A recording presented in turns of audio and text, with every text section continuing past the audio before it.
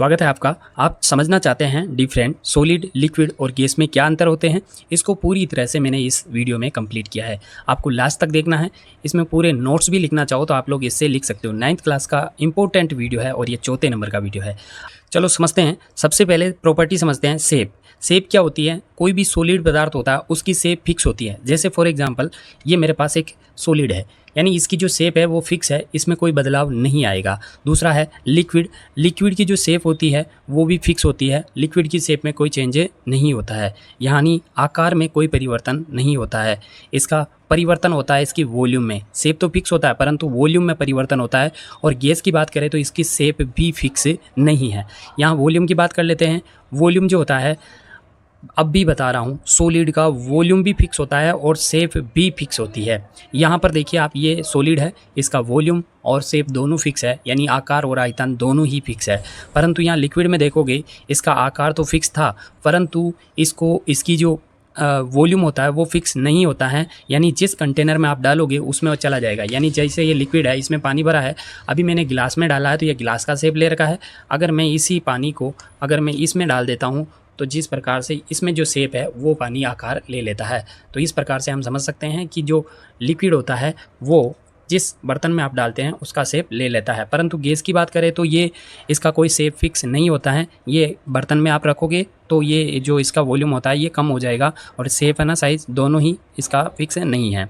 फिर देखते हैं पार्टिकल्स अरेंजमेंट। तो इनका पार्टिकल्स अरेंजमेंट कैसा होता है? जैसा कि आपको डायग्राम में दिख रहा होगा, सॉलिड के जो पार्टिकल्स होते हैं वो वेरी क्लोजली पैक्ड होते हैं, मतलब कि बहुत ही पास पास में होते हैं, जो कि आपको यहाँ पर दिख रहा होगा। बहुत ही पास पास में होते हैं, इनके बीच में कोई जगह नहीं होती है। लूजली पैक्ड यानी थोड़ा बहुत लूज़ होते हैं, थोड़े थोड़े दूर दूर होते हैं, बीच में जगह ज़्यादा होती है। वेरी फार यानी बहुत दूर दूर होते हैं। जो लिक्विड गैस होते हैं उनके पार्टिकल्स तो बहुत ही दूर दूर होते हैं। फिर बात करते हैं इंटरमोलिकुलर फोर्स। अंतराण्विक बल कैसा होता है? अंतराण्विक बल का मतलब होता है बेटा, पार्टिकल्स जो होते हैं उनके बीच में आकर्षण कितना होता है, यानी बीच में अट्रैक्शन यानी फोर्स कितना लग रहा है, उनको बीच में अटैच कितना कर रखा है। तो सबसे ज़्यादा जो इंटरमोलिकुलर फोर्स होता है वो सॉलिड में होता है, क्योंकि पार्टिकल्स बहुत पास पास होते हैं और पास पास होने के कारण अच्छे से चिपके हुए रहते हैं। तो वेरी स्ट्रॉन्ग फोर्स और मॉडरेट। मॉडरेट का मतलब मीडियम साइज का फोर्स होता है किसमें? लिक्विड में। जैसे आप इस पानी को ऐसे करके आप जैसे गिराओगे तो ये छूट जाएगा, परंतु आप इस सॉलिड की बात करो तो इसे तोड़ोगे तो ये टूटेगा नहीं, क्योंकि इंटरमोलिकुलर फोर्स बहुत ही ज़्यादा है। और फिर गैस की बात करें तो इसमें तो बहुत ही वीक होता है, बहुत कम फोर्स होता है, इसीलिए गैस के जो कण होते हैं उड़ते रहते हैं, जैसा कि आपको यहाँ दिख रहा होगा। संपीड़न या कंप्रेसिबिलिटी का मतलब होता है दबाना, यानी किस चीज़ को हम कितना ज़्यादा दबा सकते हैं। तो आपको मैंने कहा कि वेरी क्लोज पार्टिकल्स होते हैं, तो किस में? सॉलिड में। अब पहले से ही बहुत क्लोज है तो वहाँ पर तो कोई दबना पॉसिबल नहीं है, इसीलिए नेग्लिजिबल होता है, यानी इसकी जो कंप्रेसिबिलिटी होती है वो नेग्लिजिबल या न के बराबर होती है। और लिक्विड की बात करें तो वेरी लिटिल, बहुत ही कम, यानी दब भी जाए तो बहुत ही मिनिमम, बहुत ही कम दबता है।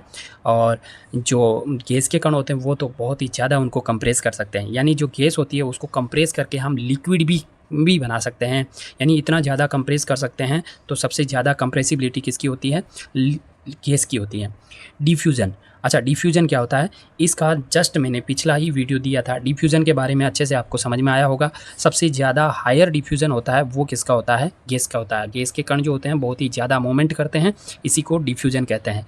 Faster than solid. सॉलिड से फास्ट होता है परंतु गैस से कम होता है। और वेरी स्लो, यानी सॉलिड के पार्टिकल्स कहाँ जाएंगे? डिफ्यूज़न कहाँ करेंगे, मतलब अपनी जगह पर स्थिर रहते हैं। तो बहुत ही कम डिफ्यूज़न देखने को मिलता है किसमें? सॉलिड में। और फिर उसके बाद में गैस में, यानी सबसे ज़्यादा फिर कम, ये यहाँ पर दिख सकते हैं। डेंसिटी की बात करें, डेंसिटी का मतलब घनत्व, यानी घनापन। कहने का मतलब ये है कि ये जितनी जगह है इसमें कितने ज़्यादा पार्टिकल्स है। जिसमें ज़्यादा पार्टिकल्स है उसकी डेंसिटी ज़्यादा है। तो हम कह सकते हैं कि ज़्यादा डेंसिटी किसकी होगी? इसकी होगी, क्योंकि पार्टिकल्स ज़्यादा है। फिर इसकी मॉडरेट होगी और इसकी सबसे कम होगी। डेंसिटी का मतलब घनत्व का मतलब घनापन। घनापन इसमें ज़्यादा है तो डेंसिटी भी इसकी ज़्यादा होगी। गतिज ऊर्जा, काइनेटिक एनर्जी। काइनेटिक एनर्जी का मतलब होता है गति करना। पार्टिकल्स कितने गति कर रहे हैं, कहाँ कहाँ जा रहे हैं, कितनी तेज़ी से जा रहे हैं। तो सॉलिड के जो पार्टिकल्स होते हैं वो तो गति करते नहीं हैं और न के बराबर करते हैं, इसलिए कह सकते हैं लोवेस्ट होती है इनकी काइनेटिक एनर्जी। मॉडरेट होती है किसकी? लिक्विड की। और सबसे हाईएस्ट होती है किसकी? इसकी, यानी गैस की सबसे हाईएस्ट होती है। तो सबसे ज़्यादा अगर काइनेटिक एनर्जी की बात करें तो वो होती है काइनेटिक एनर्जी गैस की। और एग्जाम्पल के लिए हम कह सकते हैं कि आइस यानी बर्फ़ जो होता है उसका सॉलिड यानी आकार और आयतन दोनों ही फिक्स होते हैं, उसमें कोई चेंज नहीं आता है। जैसे ही वो पानी बन जाता है तो आकार तो फिक्स होता है, परंतु उसका वॉल्यूम जो होता है ना वो मतलब उसका चेंज होता रहता है। मतलब उसका जो वॉल्यूम है वो जिस बर्तन में हम रखते हैं वैसा ही शेप ले लेता है।